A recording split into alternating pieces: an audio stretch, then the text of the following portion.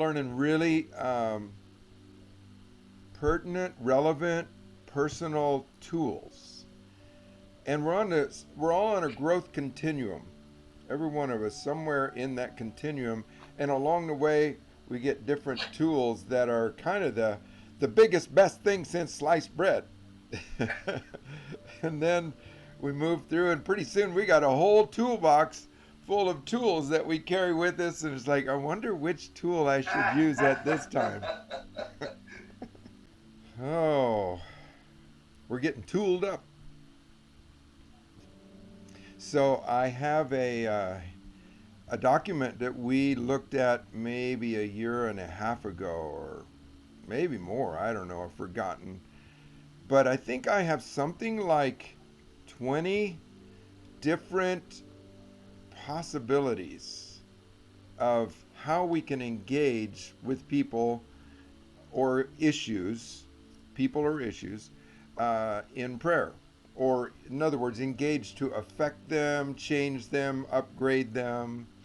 20 different ways. And in the beginning of our early walk with God, the only tool we had was, let's just cry out. And so we had the plaintive beggar mode. That's all we had. That was the best tool we had. It was the best thing since sliced bread. You mean I can access God? Wonderful. God says, yep, use it. Ask, seek, and knock. This is baby stuff. This will get you in. So just keep it up. Just keep doing that. Pretty soon somebody says, well, you can have baptism of Holy Spirit, and you can have Holy Spirit pray through you. Prayers and groanings too deep for words, and when you don't know what to pray, he'll pray with you or for you. It's like, are you kidding me? It's not just crying out anymore. Now I can actually let Holy Spirit pray stuff that I don't know how to pray. Wow, I got 2 tools in my toolbox. This is amazing. Then pretty soon somebody says, hey, you can get a prophetic impression.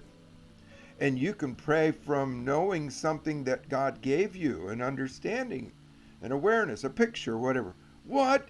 I got 3 tools now. Begging, praying with the Spirit, and I got prophesy. I can prophesy over things. This is so amazing. Then theophostic or sozo. I can invite Jesus into that situation with that person, and I can ask them, what does Jesus think? What did Jesus say about this situation right now? Where's he at? Oh, this is amazing. I got 4 tools. Yes. And so on. And there's like 20 different tools, but I'm very confident that that tool list is an ever-evolving one. Somebody go ahead and talk, and I'll see if I can pull it up here. Here we go. Okay. So first one is petition. Second is pray in tongues. Number 3, sozo style. Invite Father or Jesus into the situation and ask them to see what Jesus is doing. What's Jesus saying?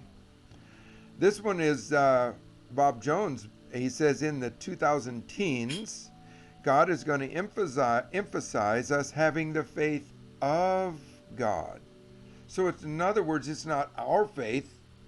It's just entering into the faith of God. Simple, like a little child, like, oh, you said it? Okay, good. I don't even have to sweat on this one. That is so cool. Okay, number 5, we get to see and hear prophetically. Number 6, now instead of intercession, it's just loud petition on steroids. Now it's now it's informed intercession. In other words, we've heard from the heavenlies, and as 1 Peter says, now we speak as an oracle. We only speak what we've heard. Oh my gosh, this is amazing. I've got 6 different tools. Number 7, I can expand my spirit over a situation and bring it in under the influence of my spirit man. That's Peter walking through the streets, and the people that were sick got healed because of his shadow. So I didn't even pray. What? Are you kidding me? This is amazing. Number 8, spirit travel in the heavenlies to location. And we've done this as a group, and you guys have all done it individually. You mean we don't have to be there? We don't have to buy a ticket. We can go there on site in the spirit realm and do business. Oh my gosh, how big is this kingdom realm anyway? Time travel to the past or to the future. You mean it's not even limited to time? Wow. Number 10, release or commission appropriate angels into the situation. You mean I've got the host of heaven at my disposal? Amazing. 11, we all together as a group here on Friday mornings, which we do this, we try to do this by default, but sometimes we have to remind ourselves. Let's all go meet in the heavens corporately. And let's listen together for the Lord's plan. Now it's not just me doing stuff on my own. Now it's us together. We're rallying together to do this. Number 12, engage with the saints. Well, we were engaging with angels. Now we have the capacity to engage with saints. And we get perfected together as we do this fun stuff. 13, we translate physically, whereas before we translated spiritually. Now we're learning to translate physically to location.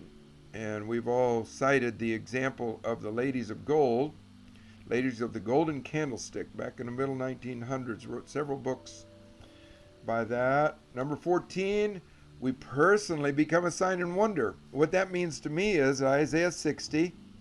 You don't have to do any praying. You don't have to do any exertion of anything. You just arise, shine, for your light's come, and the glory of the Lord is risen upon you, right? And that's your new evangelism technique, because verse 3 says what's going to happen when that happens. The nations come running to the brightness of your rising. All you had to do, John Wesley, all you had to do to get crowds to come, just set yourself on fire and people come to watch you burn. Oh, I'm telling you, it just gets better and better. Number 15, we laying on of hands. Level 1 is physically when we're with them. Level 2 is in the spirit. So let's just go lay hands on, and then whoever that person is, 16, Bob Jones taught us how to do this one. It's in one of the videos that are on my resource page online on the website. He says you put your hands over your stomach. Jesus said out of your belly will flow rivers of living water. So we go in, we scoop up, so to speak, out of the river of God from within us, and then we give it away.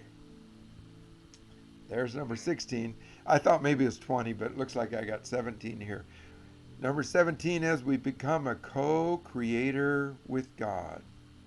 We begin to just call forth things that are not as though they were, because we are as He is in this world. Obviously, we don't do any of this of our own volition. We now have learned how to move with what? The voice. Oh, the voice.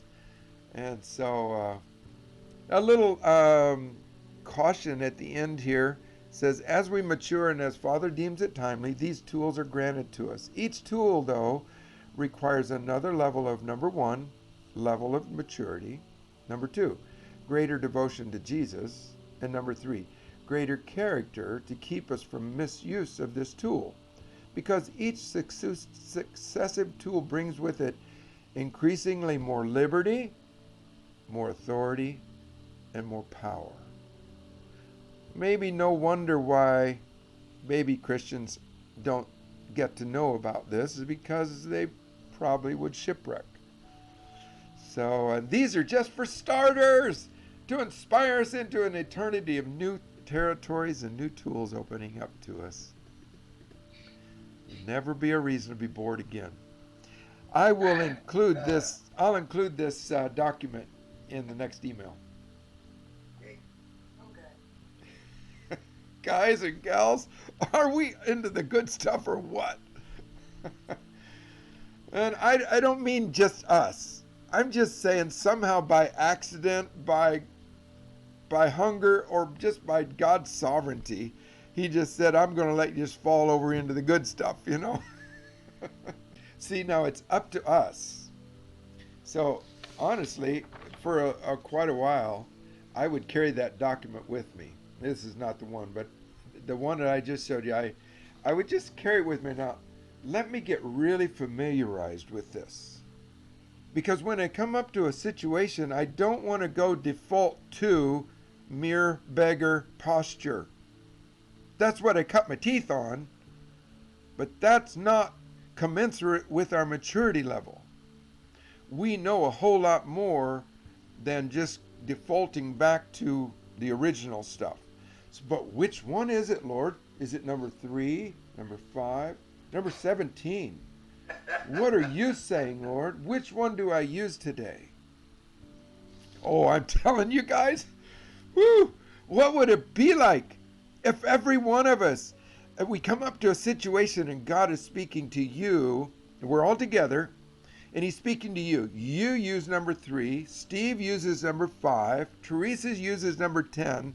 Doggone it, we get that thing covered so well it could never get loose. I don't know. Should I apologize for being all wound up this morning? Before we came on this morning, I just opened up some of my little videos that I show from time to time in our gatherings, and we'll probably show most of them in our gathering at the end of October. And I just started kind of playing one by one. You know, some of them are cartoons, some of them are testimonies, and doggone it, I got all messed up. It got all over me. I just jumped into the vat of new wine and it just got all over me, you know, so whatever.